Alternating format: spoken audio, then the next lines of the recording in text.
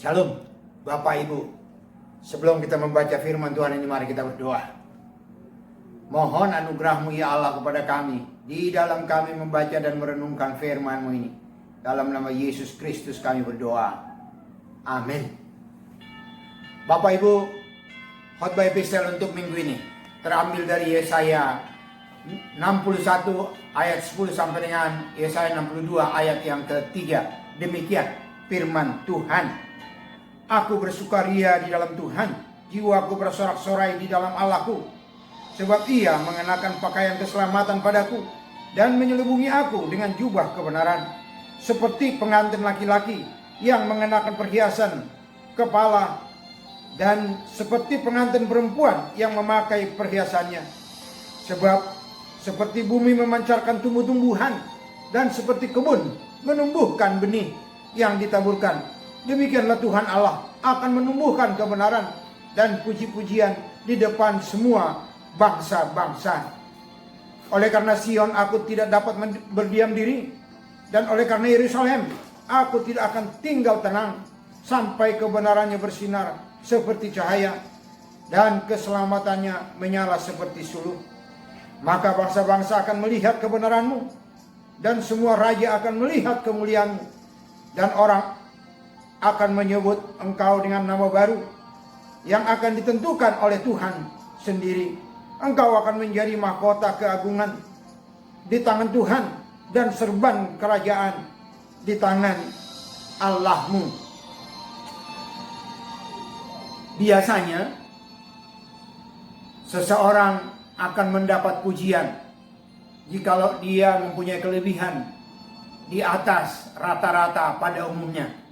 Semakin besar atau semakin tinggi kelebihan ini, maka pujian yang didapatnya akan semakin besar. Firman Tuhan ini berbicara tentang pujian yang disampaikan oleh bangsa Israel kepada Allah atas apa yang dilakukan oleh Allah kepada mereka.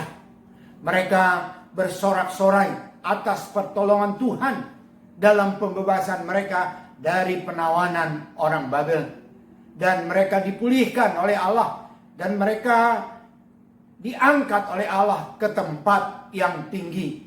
Ayat yang ketiga pasal 62. Luapan kegembiraan bangsa Israel ini juga merupakan bayangan kegembiraan atas rencana Allah akan penyelamatan semua manusia dari hukuman maut, di mana penyelamatan bangsa Israel dari tangan orang Babel adalah merupakan bayangan dari penyelamatan yang akan dilakukan Allah di dalam Yesus Kristus terhadap semua manusia dari hukuman dosa. Gereja kita, Bapak Ibu, memberi tema firman Tuhan ini, pujian hanya bagi Tuhan. Gereja melalui tema ini mau mengajak agar kita memuji Tuhan, dan agar pujian hanya bagi Tuhan saja. Kalau tema ini meminta agar kita menaikkan pujian hanya bagi Tuhan saja, maka timbul pertanyaan, mengapa kita diminta menaikkan pujian hanya bagi Tuhan saja? Nah, kalau kita memperhatikan Bapak Ibu, firman Tuhan di dalam Yesaya 61 ayat yang ke-10 sampai Yesaya 62 ayat yang ketiga ini, kita akan menemukan paling sedikit 3 alasan mengapa kita diminta untuk menaikkan pujian bagi Tuhan.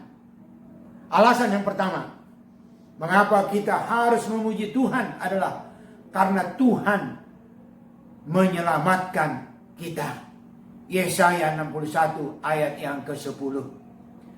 Alkitab mencatat bahwa ketika bangsa Israel ditawan oleh orang Babel, mereka sudah kehilangan pengharapan untuk bebas dan kembali ke Yerusalem. Pada saat mereka ditawan, Bapak Ibu, mereka sering duduk dan menangis di tepi sungai-sungai di Babel. Mereka tidak lagi mau menyanyi untuk Tuhan. Mereka menggantungkan peralatan musik mereka pada pohon ganda rusak. Itu bisa kita baca di di dalam Mazmur 137 ayat yang pertama sampai dengan ayat yang kedua. Alkitab berkata bahwa bangsa Israel tidak dapat melepaskan diri dari penawanan orang Babel dengan kekuatan mereka sendiri. Namun Allah yang mengasihi umatnya datang membebaskan mereka dari penawanan orang Babel. Allah mengangkat dan menggerakkan Raja Kores untuk membebaskan umatnya supaya mereka pulang ke Yerusalem. Nah, jadi Bapak Ibu, bahwa pembebasan bangsa Israel dari penawanan orang Babel sepenuhnya diprakarsai, dikerjakan oleh Allah. Bangsa Israel tidak melakukan apa-apa. Nah, seperti halnya bangsa Israel yang tidak dapat bebas dengan kekuatan sendiri dari tawanan orang Babel. Demikian juga dengan manusia. Manusia itu tidak dapat melepaskan diri dari kungkungan kuasa dosa dengan kekuatannya sendiri. Karena apa? Karena semua manusia telah berbuat dosa dan telah kehilangan kemuliaan Allah. Roma 3 ayat 23. Manusia telah dikuasai dosa dan tidak seorang pun manusia yang dapat dibenarkan di hadapan Allah karena melakukan hukum Taurat. Roma 3 ayat yang ke-20. Manusia harus binasa karena upah dosa adalah maut. Tentang manusia yang berada di dalam kuasa dosa ini, Paulus bersaksi dan ia berkata, sebab bukan apa yang aku kehendaki, yaitu yang baik yang aku perbuat, melainkan apa yang tidak aku kehendaki, yaitu yang jahat yang aku perbuat. Roma 7 ayat yang ke-19. Karena Allah sangat mengasihi manusia Bapak Ibu, maka Allah harus menyelamatkan manusia itu dari kuasa dosa, dari kebinasaan. Ia menyelamatkan manusia dengan mengutus Yesus ke dunia ini menjadi manusia. Ketika Yesus lahir, malaikat mendatangi gembala dan berkata, hari ini telah lahir bagimu juru selamat, yaitu Kristus Tuhan di kota Daud. Lukas 2 ayat yang ke-11. Juru selamat artinya apa? Penyelamat telah datang bagi manusia. Atas kerelaan Yesus meninggalkan surga menjadi manusia inilah, maka kita menaikkan pujian bagi Allah. Bapak Ibu, Alkitab berkata, barang siapa percaya pada Yesus, maka ia akan diselamatkan. Oleh karena itu, izinkan saya mengajak Bapak Ibu sekalian, percayalah kepada Yesus Kristus. Alasan yang kedua Bapak Ibu, mengapa kita harus memuji Tuhan adalah karena Tuhan membenarkan kita. Yesaya 61 ayat yang ke-10. Dosa telah membuat hubungan manusia dengan Allah terputus. Dan firman Tuhan berkata bahwa Allah mendamaikan dirinya dengan manusia oleh Kristus dengan tidak memperhitungkan pelanggaran manusia itu. 1 Korintus 5 ayat 19 dapat kita baca.